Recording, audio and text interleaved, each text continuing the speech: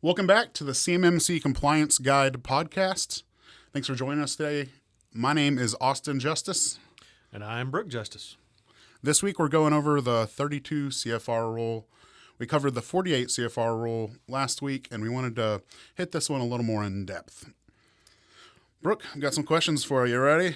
Shoot, let's go. Let's do it.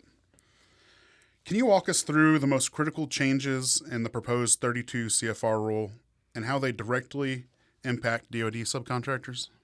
I can, and really the first thing I want to point to is that depending on who you talk to, you might get different versions of what's critical, what's important in the 32 CFR Rule. So, of course, we're coming at this from a provider, implementer, and what our customers see. So what affects them, and what matters to them. So that's kind of how we're coming at it. So really, POAMs.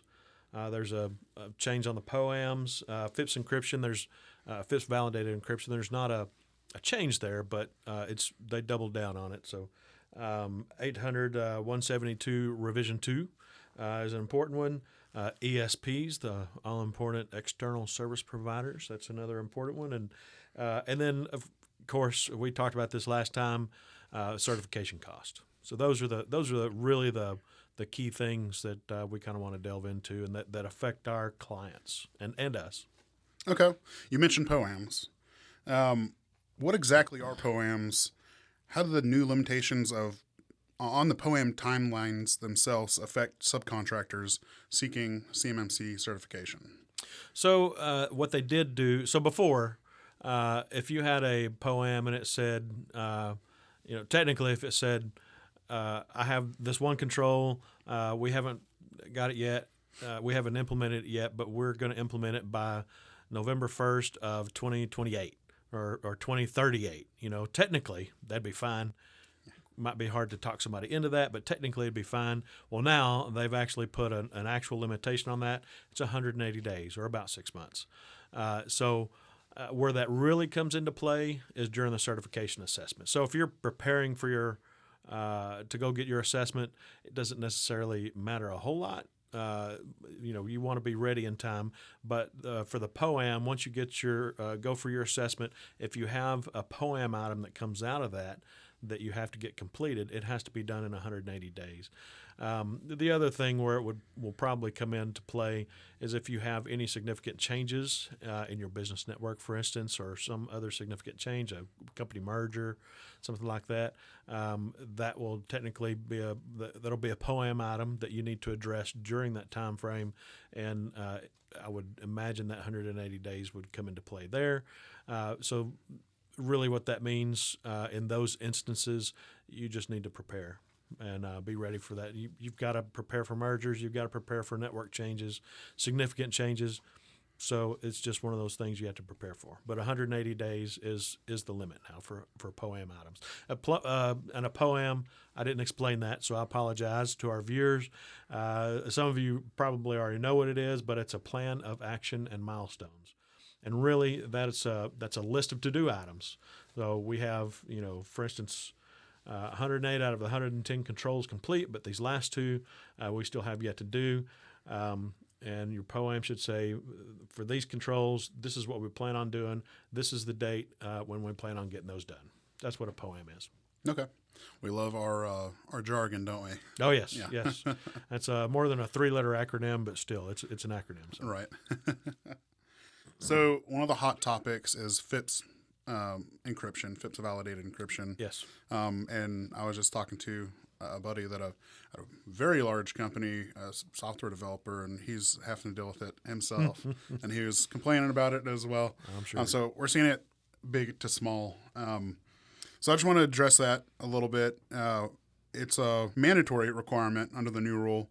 Can you explain why FIPS validation is so important and what the challenges subcontractors might face when implementing it?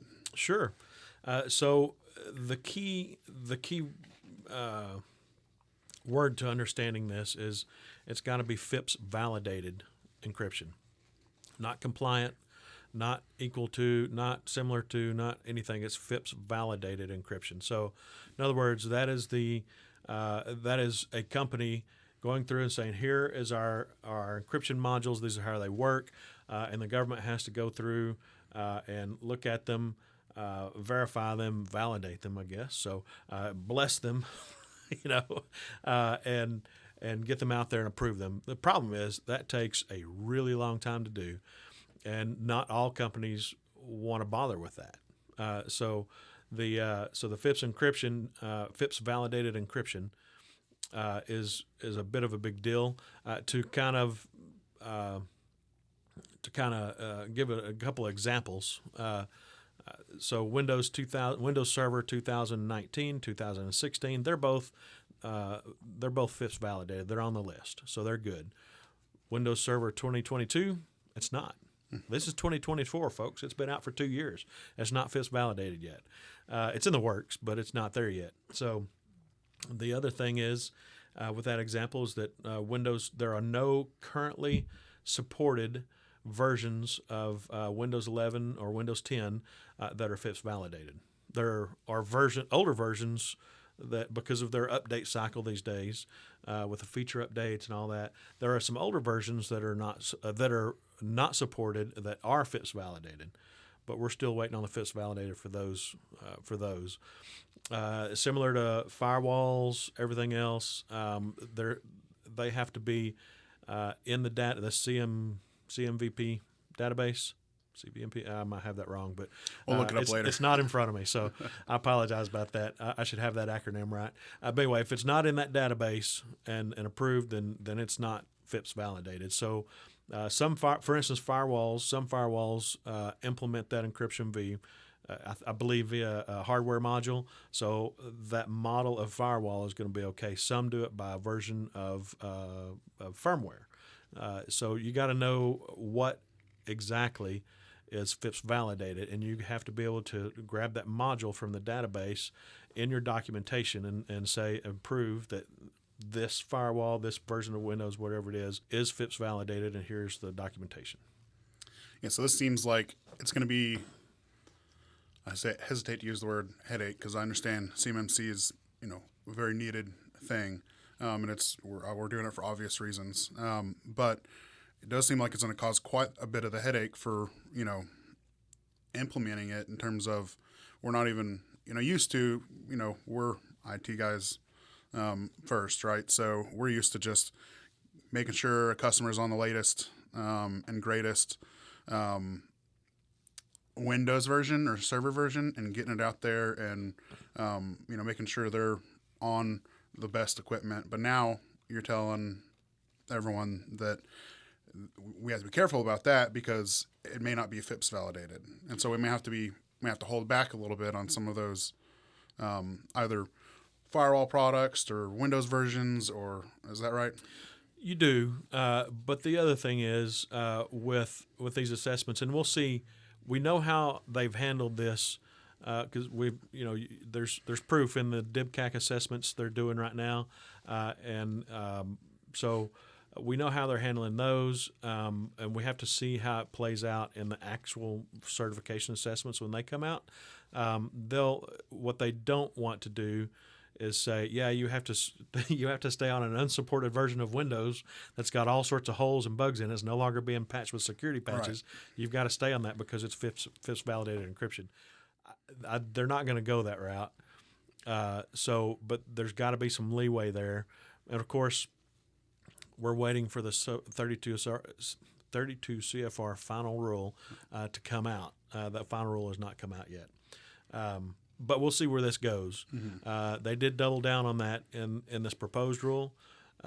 So we'll see where the FIPS validated encryption ends up. Really, it'd be hard. I understand why they don't want to do it, but I would like to see it FIPS compliant encryption, or mm-hmm. FIPS, something like that.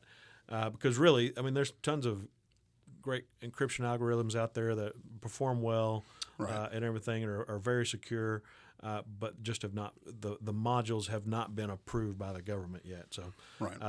So it's a bit of a headache, and I don't know if it's necessarily a catch-22, but mm-hmm. It's a bit of a headache to deal with. Well, yeah, I mean, I guess the answer is we just don't know, and we're gonna have to wait for guidance and for someone to set the standard. going forward. Is that right? I mean, that is right, and we have to wait for that final rule to come out, see what that says, and then all we can do is prepare then, right. And then we have to see how those first assessments come out, how they shake out with things like, if there's no versions of Windows 10 that are currently supported that are FIPS validated, what do we do? Yeah. I think I know. I think we'd rather lean towards keeping everything up to date and patched because that's a lot more important than FIPS validated encryption. So keeping it secure. Right? Yes. Yeah. So maybe going forward on projects or decision making, kind of put security first with knowing that the compliance might change it later, and don't let yourself get caught too far behind on things.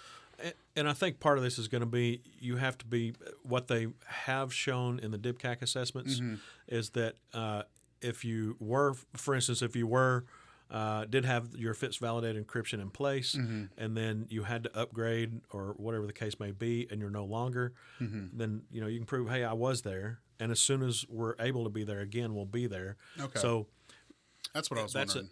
That's a lot different. So having the right equipment in place. So another firewall, we had it turned on. This, the FIPS encryption is not available with this version of firmware. As soon as it comes out, we'll put it back on there. We'll turn it back on or something like that. So those are the kind of exceptions they're making right now. As I understand it, those are the kind of exceptions they're making right now. But you have to be in the position to be able to flip that switch and turn it on. You can't just have all sorts of consumer grade equipment around and say, whenever it's available, we'll get it. It doesn't work like that. So right, it has to be very provable that you're doing the right thing. Absolutely, and you're still at the end of the day need the exception from them. So absolutely, yeah, okay, that makes sense. I appreciate you going over that. That might be a selfish question for me, but I've always been wondering about the FIPS encryption, how they're going to handle it. So, all right, moving on. What are the implications of NIST 800-171 Rev 2 being hard-coded into the new rule? Should subcontractors expect further changes as Rev 3 is already out, or what do you think is going to happen there?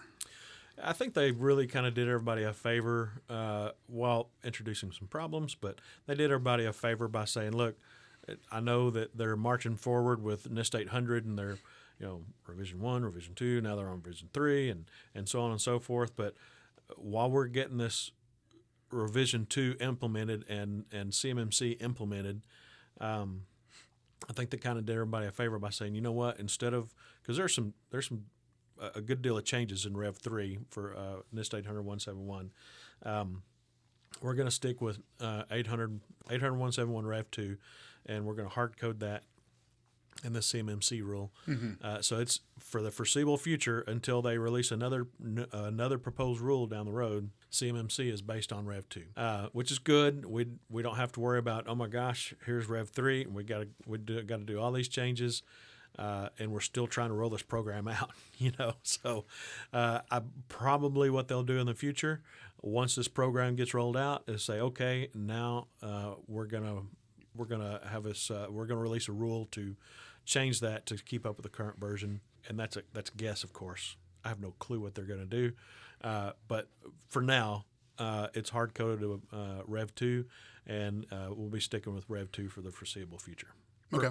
I would imagine for quite a few years. Yeah. What that sounds like to me is that we're always should expect changes going forward forever, because the cat's out of the bag with technology. It's always changing, and at the end of the day, it's essentially an arms race, right? I mean, new technology brings new security risk, brings new compliance, and this is going to be a part of our life going forward. And there's no just getting CMMC fixed and, let's move on to the next thing.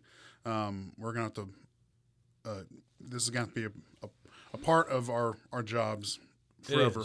It is. And, cyber, as you said, cybersecurity is ever changing, and it changes fast. It changes, the whole tech world changes really fast. So, trying to keep up, NIST 800-171, and mind you, that's not the government. That's not the DoD right. doing the changes for NIST 800-171. they're trying to keep up with the times, trying to keep it relevant, and trying not to fall behind. It's all perfectly understandable. But of course, while a whole DIB industry, the Defense Industrial Base, is trying to ramp up on CMMC, it's probably not a good idea to change the rules of the game in the middle of it or at the beginning of it, really. So, yeah.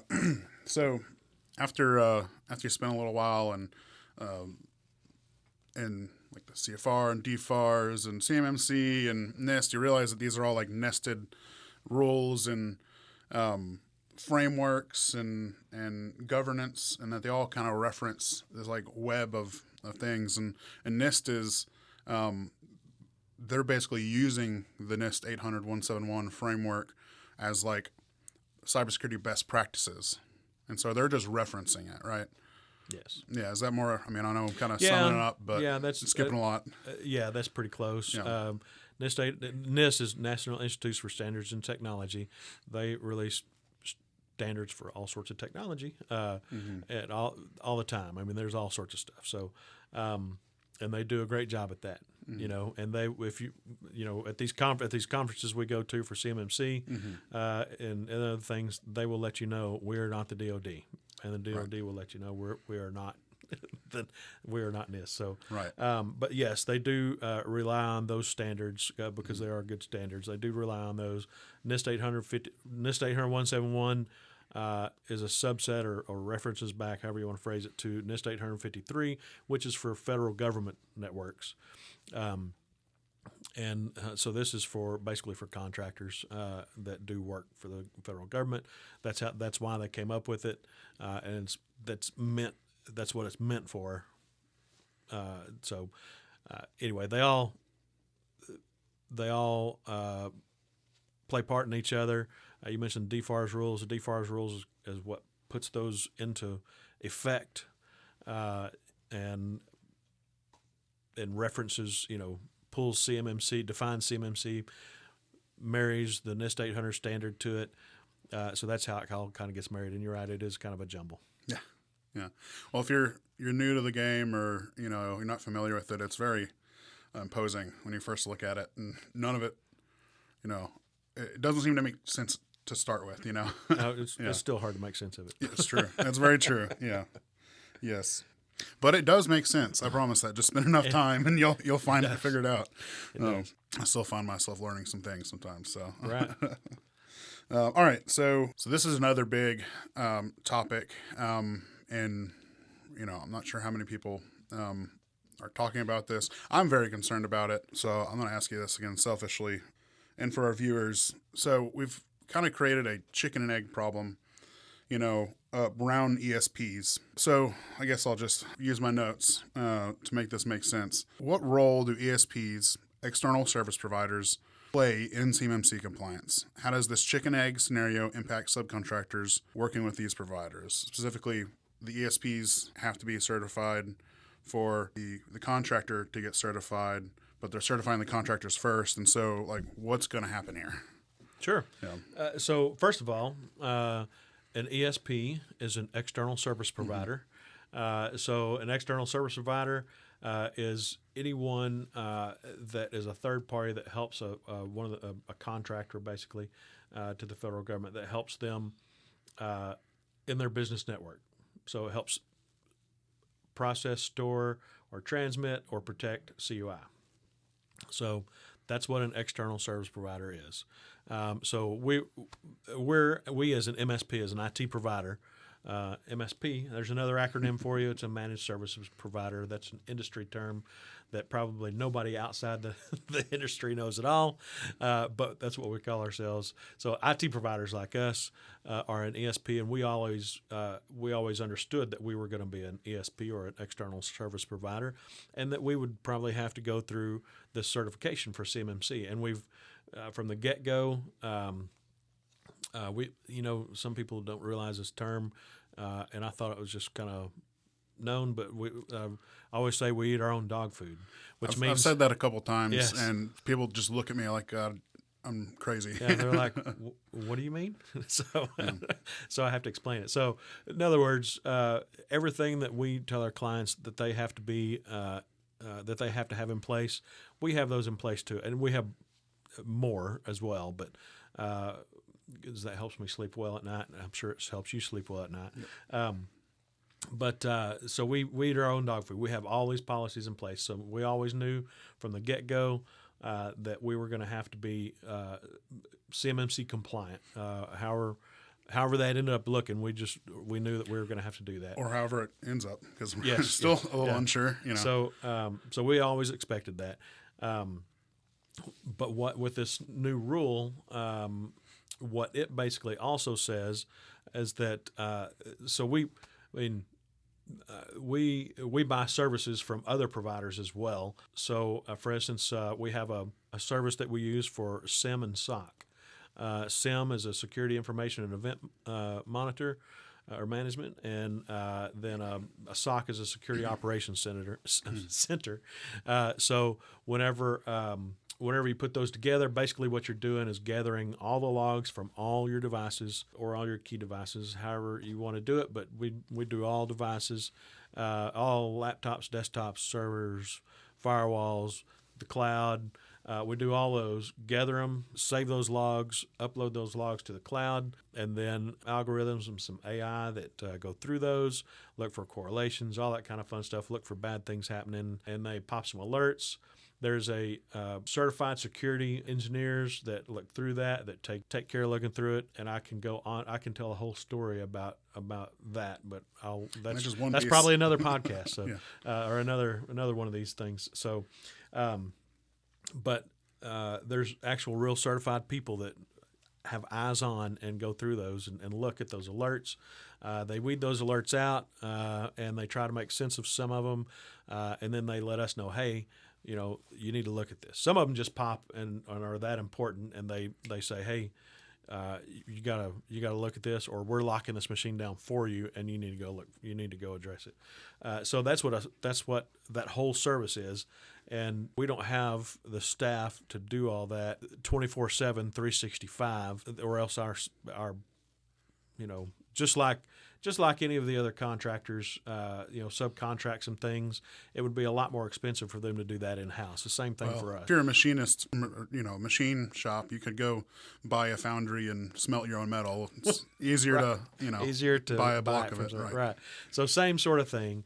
But nevertheless, for instance, that SIM and SOC service, the one that we get, that is now, because they're classified as a security protection asset, because they get log data and all sorts of other data that helps you secure CUI and FCI. That's a security protection asset, and now they have to be CMMC Level 2 certified. And so what that means is that, and there's a rule that says CMMC basically lets you know, states that you have to have the organizations seeking certification, so OSCs that use third-party providers, those third-party providers, those ESPs, have to be certified before they can even seek certification. Mm-hmm. So now the OSC is seeking certification. Now we got to be certified before them, and not only that, guess what? Our provider for SIM and SOC now has to be certified before we can get certified, because now we're an organization seeking certification. Mm-hmm. So now you've created a chain effect, right. And that is a chicken and egg you're talking about.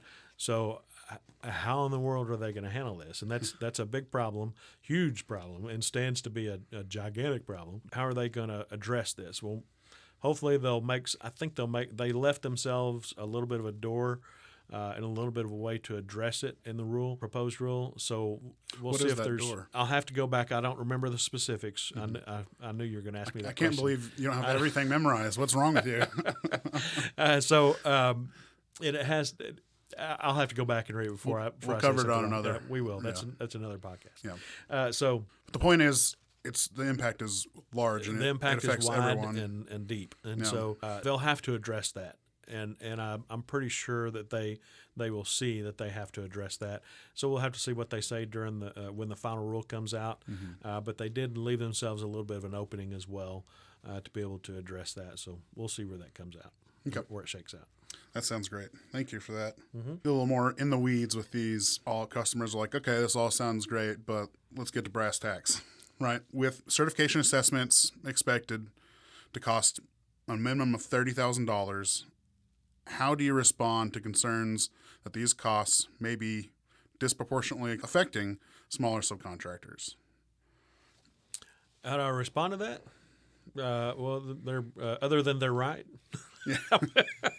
I mean, we've heard from some of our clients, we've got some clients that are really small, like less than 10 people, some that are 20, 30, and some that are larger than that, And so some of them just realize, I guess all of them realize, but some of them are, the bigger you are, the easier it is to handle it, right? Right. But the problem, You have the resources. You have the more resources to be able to handle that. Exactly. So they're after talking to multiple assessors and going through some classes to be certified, and we hit on this during the last podcast too. So anyway, after going through those classes and getting certified, I realized how many hours go into this. And an assessor has before you can even sign an agreement with an assessor, and they can send you a bill, they've got roughly 40 hours in it. Mm-hmm. And that's not 40 hours of somebody that makes minimum wage. Yeah. That is 40 hours of a pretty expensive person, Yeah. So they've got some time and money investment in it, and that's before they even get started. And I just say that to let you know that the assessors are not gouging people, and they're not. There's more to it than it seems. There may be some. I'm not going to say there's none, but the assessors in general are not gouging people and are not. They're good folks. I've talked to a lot of them. They're good folks. So, but there's a big time investment there, and a big time investment for people that are highly qualified, and with how they limit these assessments. These assessor certifications, they are limiting the pool of those, and rightly so. But they're limiting the pool of those assessors to not be available to just any Joe, right? And so that pool is kind of small, very talented, and there's a lot of very talented people there. So not only there's a lot more to it. There's a lot more hours and work that is involved. You also have the market effect that the number of available people to do the job increases the price as well. Yes, or it could. It could. Yeah. And so all that really just to say that it's expensive to start with because of all those factors, right. And you've got a low bar, or you've got a high minimum bar, I guess I should say, but that low bar is kind of high, or that entry bar is kind of high.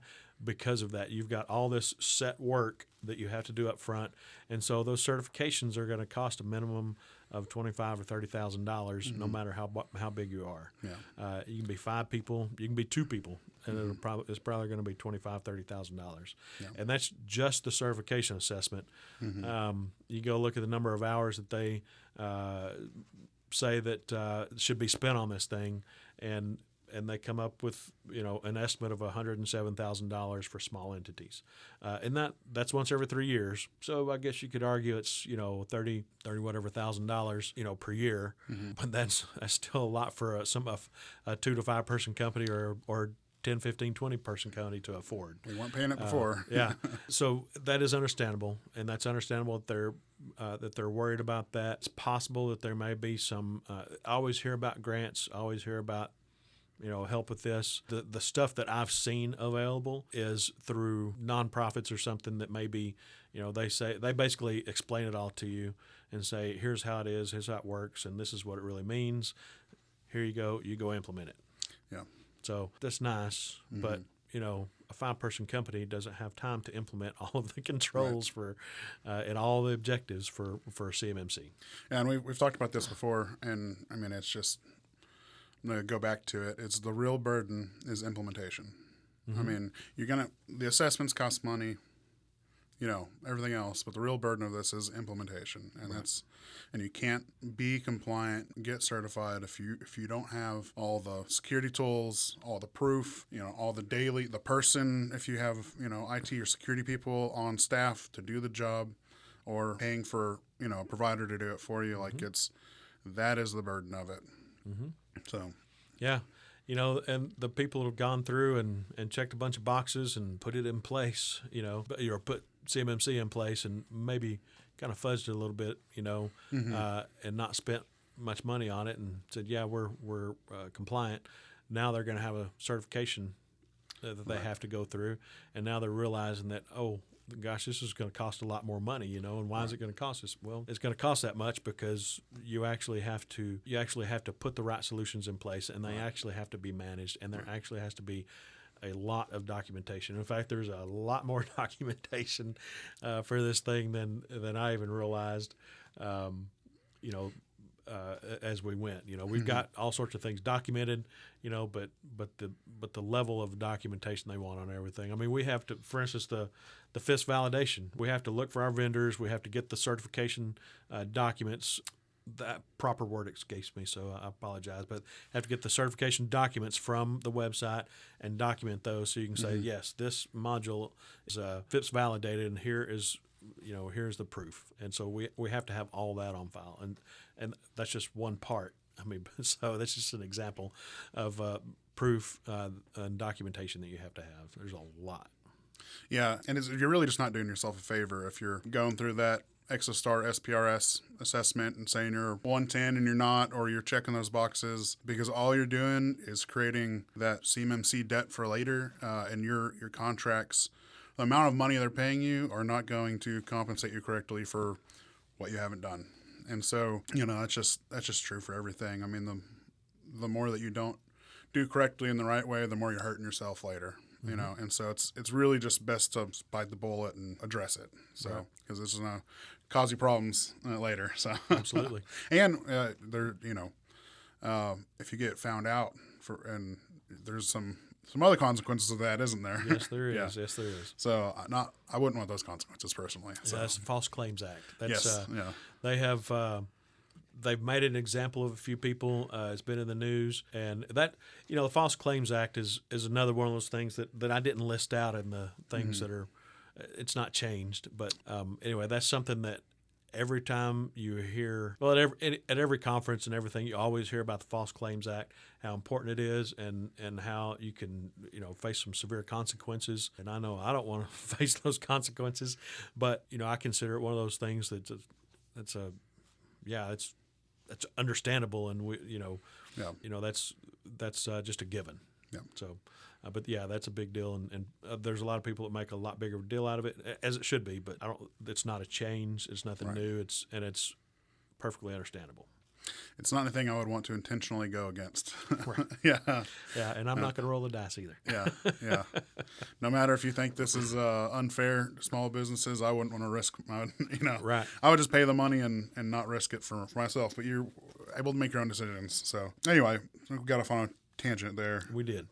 But we can get back. So, all right. So we already talked about FIPS already, so we can skip this one, but I'll let you decide. Given the strict requirements for FIPS validated encryption and the slow process of that validation, how do you suggest subcontractors stay compliant while waiting for updates to the validation process? I think you mentioned that earlier. You can just Yeah, next. Yeah. Okay, cool. Guys, We'll make sure there's nothing else there. No, there's really not. Okay. I mean, we already covered it, Okay. and it's a tough deal. So you really need to have that FIPS validated encryption in place, and those places that you don't, like Windows 10 and 11, for instance, you have to have the ability to turn that right back on whenever it is FIPS validated. So. Okay. Very cool. All right, moving along. Just rewind if you want to know the answer to that question. All right. What do you think the biggest obstacle for contractors will be once the proposed rule is finalized? Are there any steps that they can take now to get ahead of these challenges? Well, it's always good to prepare, and it's always good to make sure you read up and understand all the rules, all the controls, all the objectives. But as far as the final rule goes, the things that I listed off are important to know about. The POAMs being limited to 180 days, the FIPS encryption that we've beaten until we can't beat it anymore. The ESPs and the certification cost. I mean, those are really you address all those and make you're good as far as the changes go. But really, the biggest thing I would say is be prepared and don't get caught behind.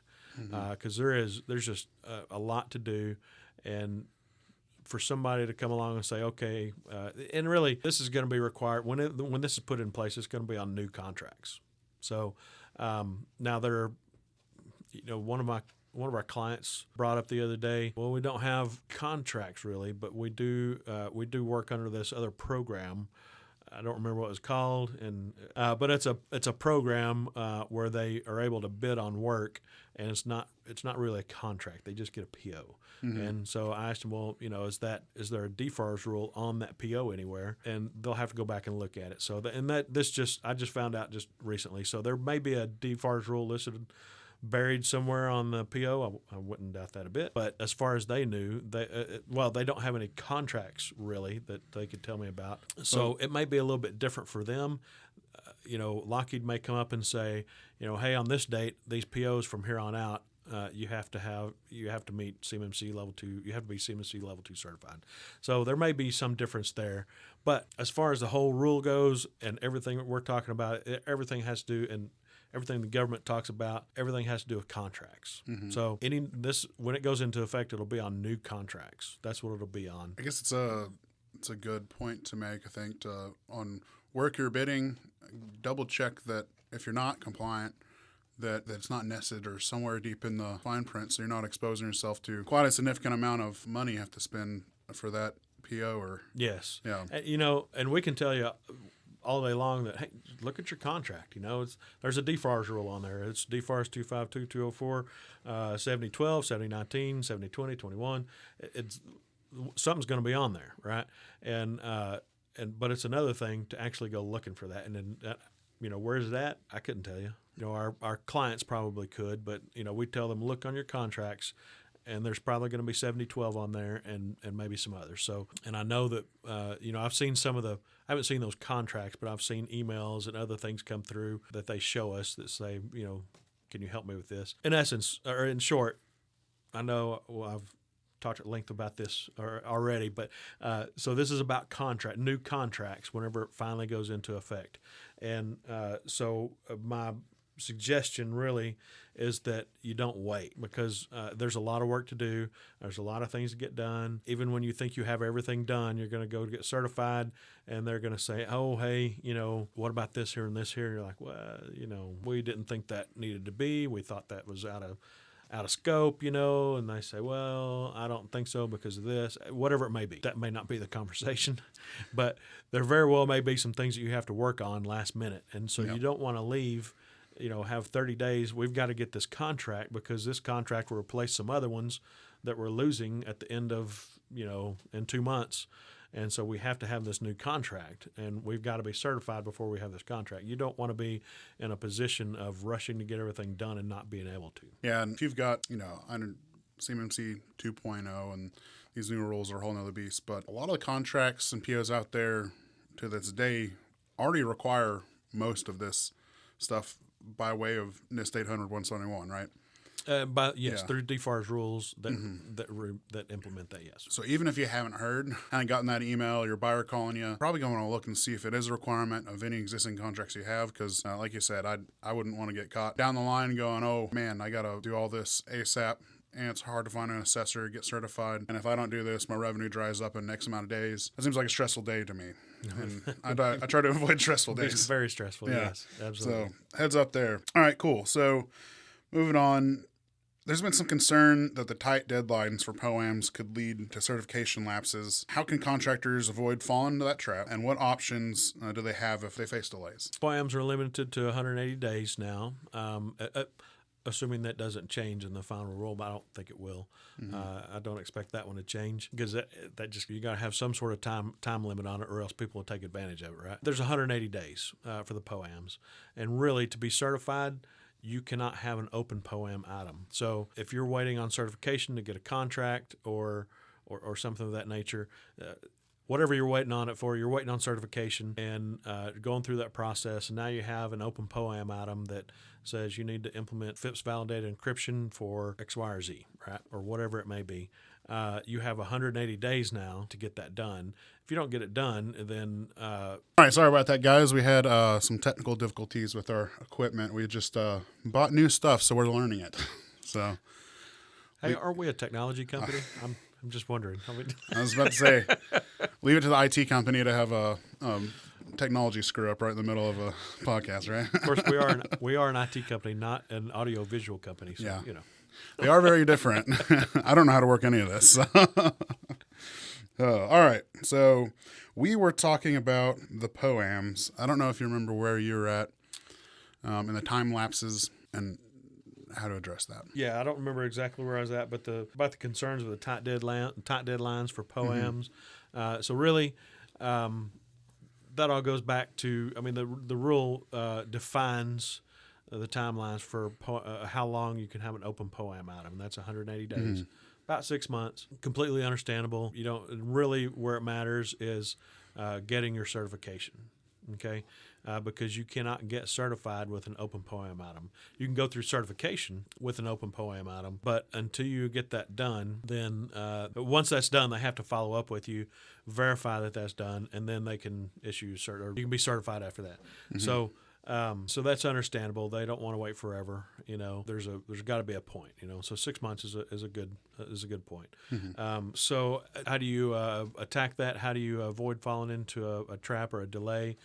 Well, it's to do everything you can before that. Just a minute, I talked about preparation a minute ago, and it's all about preparation. You got to prepare. You got to make sure that you've done everything, crossed all your T's, dotted all of your I's. I's have to be dotted. You've got to make sure you've got everything done before you go for that certification. So, that's really where the POAMs matter. If you're just working on getting certified, you know, it doesn't matter really, because you're working towards getting certified. But once you have that C3PAO come in, that's the point at which you really need to get that done. So, but preparation is a key. Hiring somebody to come in for the certification to do either a mock assessment or maybe just to do some hiring a certified assessor to come in and do a mock assessment or just consulting to look over everything to make sure you're ready for assessment. That's always a good idea. That's part of preparation. Yes, it does cost more money. As we get started down this journey, you know, for the very first time, it's not necessarily a bad idea to make sure you have everything ready. So that's always a great idea. But you have to have that. You have to have all your POAM items completed to be able to get certified. So the certification isn't like some of the other things where you say, you know, hey, yes, I'm working on this and this is what I plan to do. And the auditor comes back, you know, next year and he says, hey, have you made progress on this? Yeah, I'm making progress. It's not like that. You have to be 100% or nothing. It's Pass or fail. Pass or fail. Yeah. 100 or a 0. So. Yep. And it's not pass or fail at 70 like it used to be back in like college or something, right? It's 100. Right, exactly. Yeah. Cool. So if we were right in the middle of just the most enthralling information that we didn't get to for you, comment below. We'll try to get an answer. Text us. You can find it on our website or email us at cmmc@justicitc.com, and we'll get an answer to you. Sorry about that. All right, moving on. I want to bring this back home, or bring this home and you know, ask, you know, how our audience can use this information to make an impact in their business. So the first one is for those in our audience that are more on the beginning side than later stages of their CMMC journey. What are the first 3 steps you'd recommend they take to ensure they're on the right path?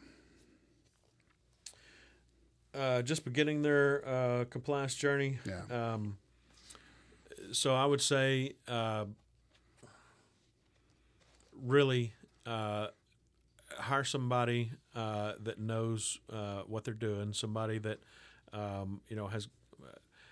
You can go to the Cyber AB is the board that oversees all this.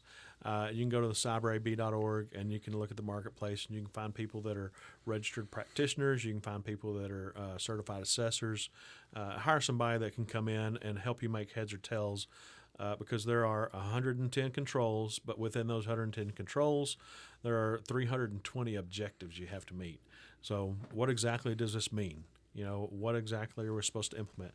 You can struggle through all that. You can read all the documentation you want to, but really a little help goes a long way. A little knowledgeable help goes a long way. So to help that. the second thing is, again, I would say don't wait, prepare now, start working on it. And the other thing I'd tell you is that you can't do this in your spare time. This is not a spare time thing. If you try to do this in your spare time, you're going to be working on it forever, and you're never going to be certified. Can't tell you the number of people that number of companies that we've helped out that they said, we need a little help, or we helped them with a gaps assessment, for instance. Help them with a gaps assessment, and then they struggle on their own, and then they come back and say, "Hey, can you help us implement this?" Not waiting, getting the job done, getting started, and hiring somebody to come in and help you make heads or tails of it is really important. Absolutely. Okay.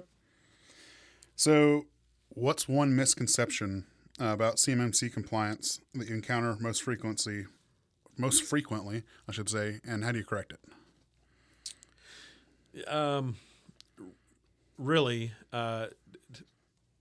for new people coming in and us talking to new people, it's that they don't really realize what all is involved. So that they and I just mentioned one of these things, but it's that you can do it. You can assign it to a low-level Fred over here, and he can work on it in his spare time and get you certified.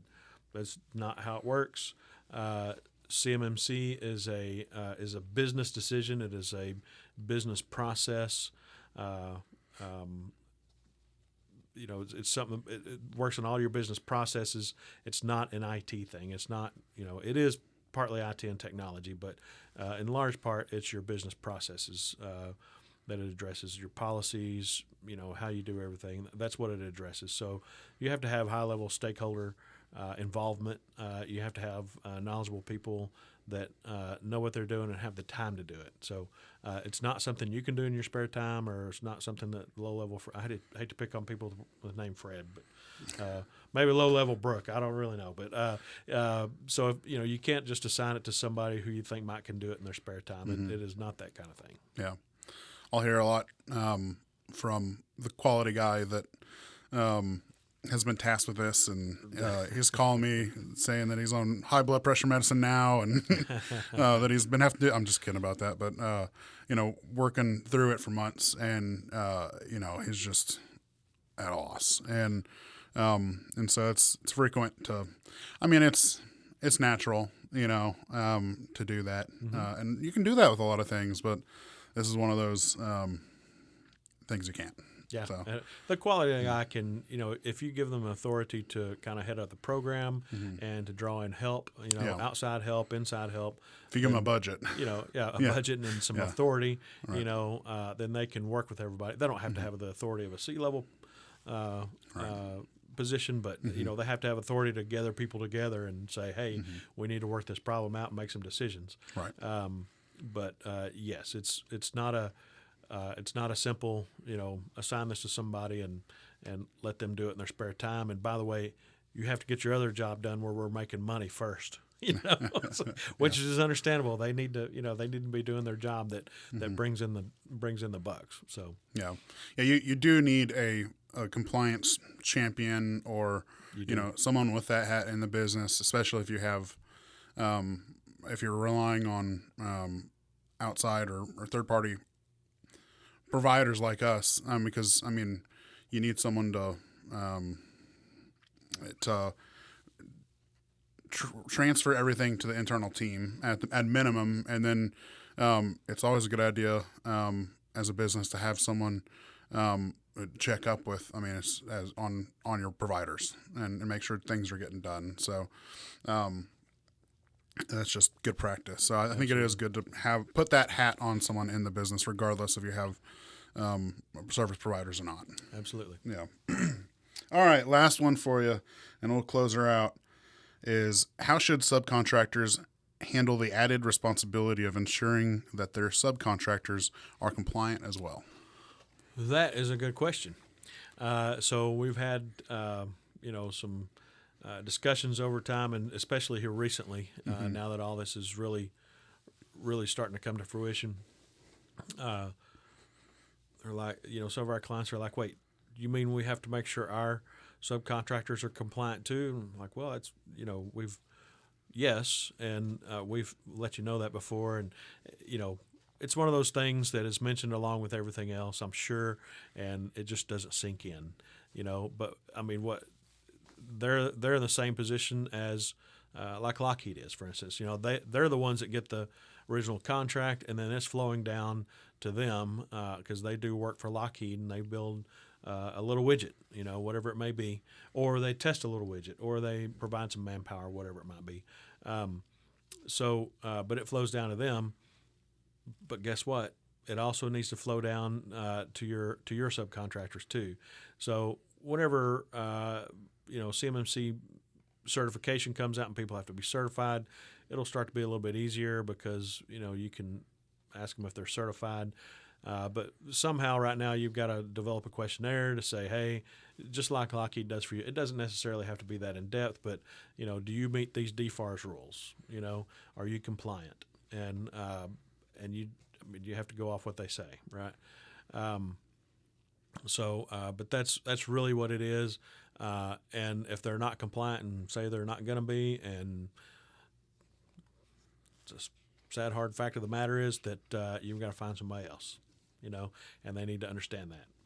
Because whatever, and that's assuming that you are that these are subcontractors that are receiving CUI from you that you got from Lockheed or the federal government or Bell or any of the other primes. I'm sorry I singled out Lockheed, but anyway, if you're one of those subcontractors that gets information, a CUI and FCI from a prime, then your subcontractors, if they get any part of that FCI or CUI, then they also have to be. So you have to have some sort of documentation saying that you asked them, and yes, they are compliant. Or whenever the certification comes out, yes, they are certified. Okay, very cool. Well, I think unless you have anything else to add, I think we're done. I think we are, and I may have rambled on some of these questions, and I apologize, but I kind of get caught in my own mind going in circles, and but there's lots more topics we could go over, and other podcasts, and I'm sure that we hit on some of those, so we may be going over some of those. Well, we'll forgive you for it this time. Thank you, guys. We'll be back next week.